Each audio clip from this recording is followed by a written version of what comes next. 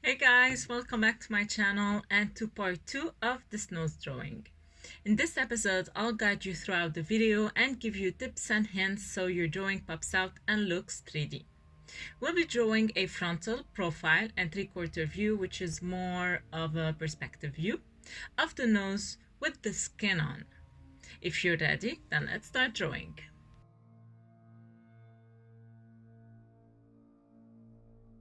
We'll start first with the frontal view. We'll be starting with a long vertical line and we'll divide this line into 3 parts by drawing 2 horizontal lines.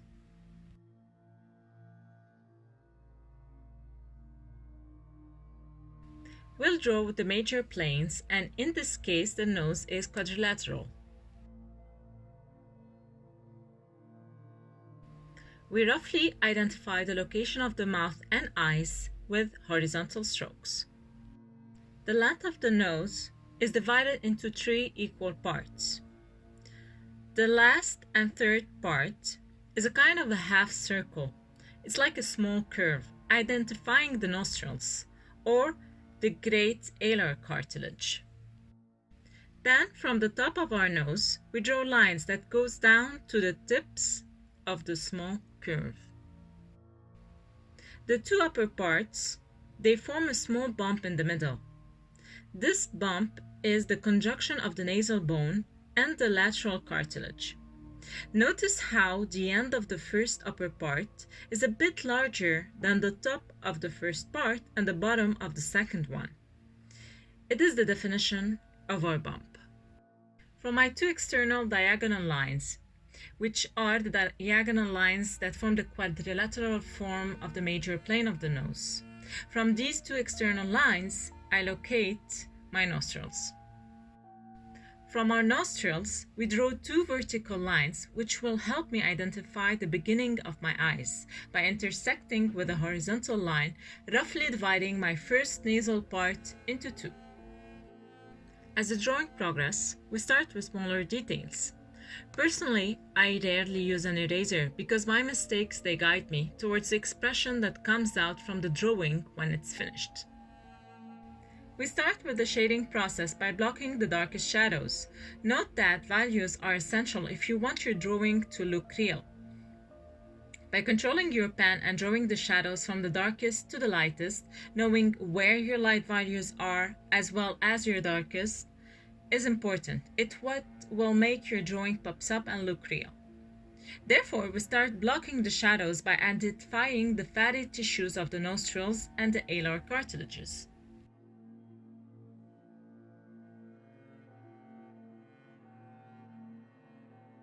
This is a frontal drawing of the David's face. His expression depicts concentration and anger. Therefore, we have an angry expression that we depict around the eyebrows.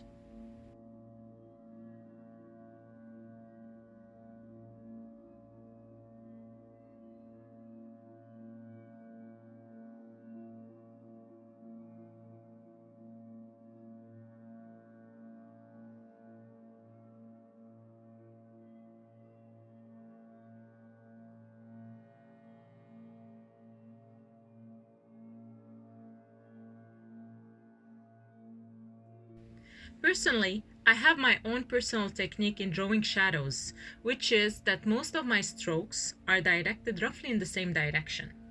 Depending on the light, we depict first the darkest shading. In this case, the shadow is depicted on the tip of the nose, which is at the bottom of it.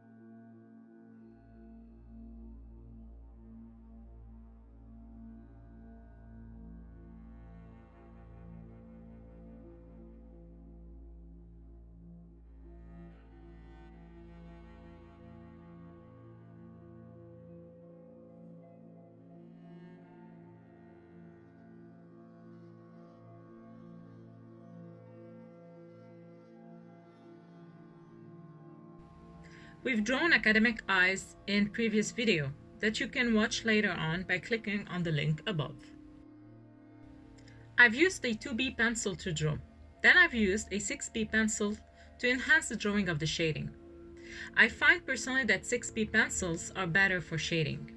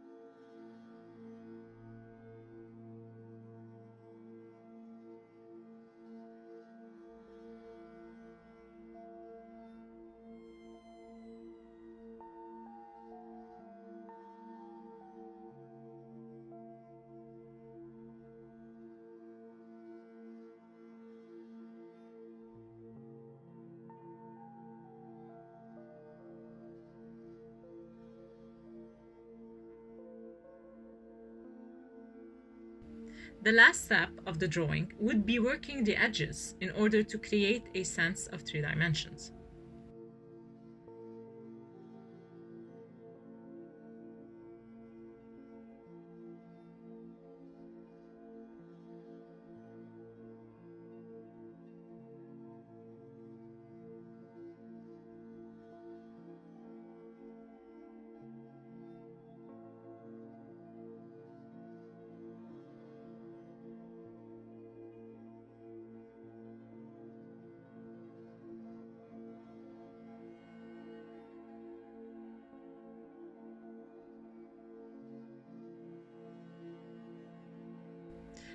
And now for the profile view.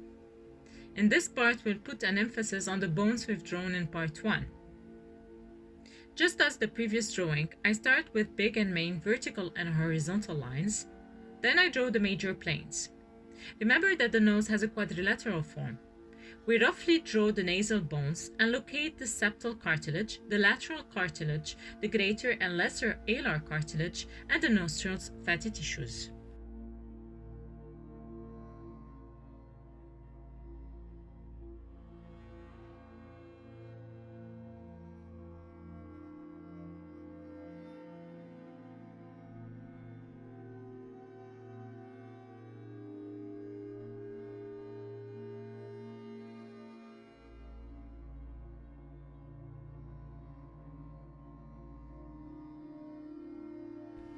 Notice that the top of the nose is a bit more forward than the bottom of the nose.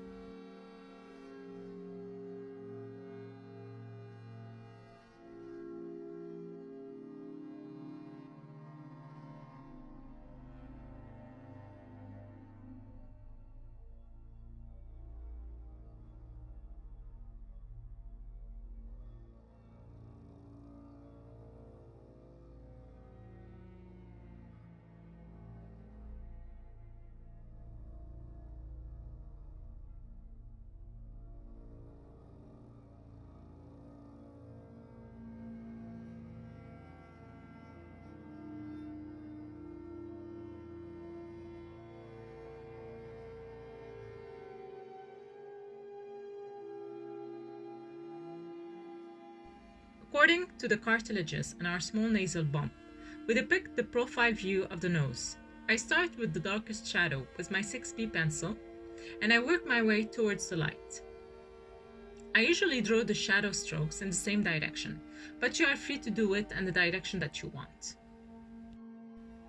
You need to remember that light is form and shadow is atmosphere. So be careful and take great care in depicting the right values.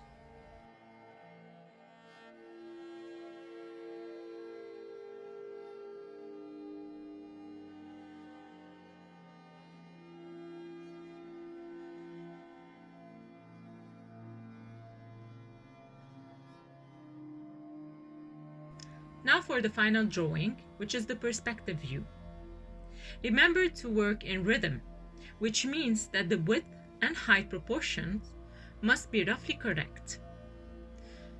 So when we start drawing, we follow the same steps and strategy as we did in our 2 previous drawings, which are the main lines, then the major planes, then we depict accurate proportions by understanding, of course, anatomy, and then we block the shadows to create the minor planes, and of course, finally, we take care of the drawing by depicting the right values. In order to manipulate the correct form, one must understand the drawing by depicting proportions, anatomy, and values. In a composition, they are the keys to render a 3D form.